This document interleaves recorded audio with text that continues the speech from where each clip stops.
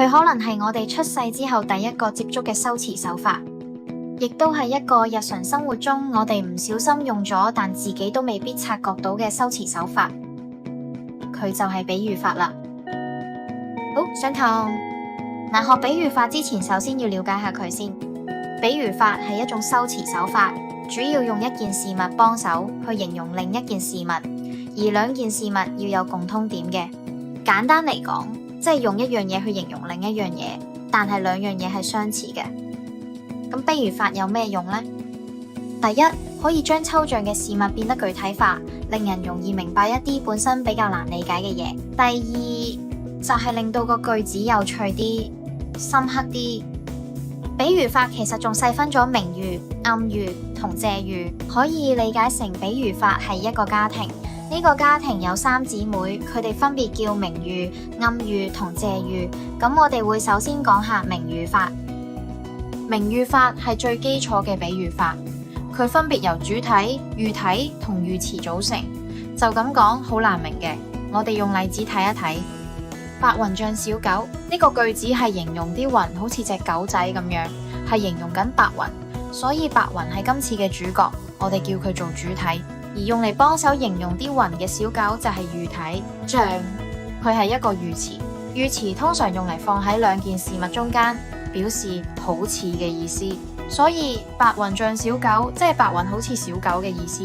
呢個就係明喻法，或者我哋叫明喻句嘅基本句子組成，一定會出現主體、喻體同喻詞。如果佢哋冇咗其中一樣，個句子就唔係一個明喻句啦。我哋一齊睇多幾個例子。妹妹走路慢得像烏龜一樣。有信心嘅同學仔可以喺呢度停一停，嘗試自己揾一揾主體、喻體同喻詞。呢個句子講緊妹妹行路好慢，慢到好似烏龜一樣。呢度要留意啦，呢個句子係形容緊妹妹走路，所以妹妹走路先係主角，而唔係妹妹。烏龜係用嚟形容妹妹走路好慢，慢到烏龜咁，所以烏龜係喻體，喻詞係像。另一個例子，一心嘅笑容像盛開嘅太陽花。同學仔又可以停一停，揾一揾主體、喻體同喻詞。呢個句子係想形容一心佢笑得好燦爛，燦爛到好似盛開緊嘅太陽花，所以主體係一心嘅笑容，盛開嘅太陽花係喻體，喻詞係像。嚟到最後一個例子，我哋將個難度加深少少，同學仔試下運用我俾你嘅資料同字詞，寫成一個明喻句。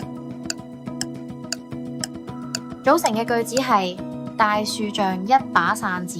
喺呢個句子入面，大樹係主體，大樹好似一把遮，所以扇子係喻體，像就係喻詞。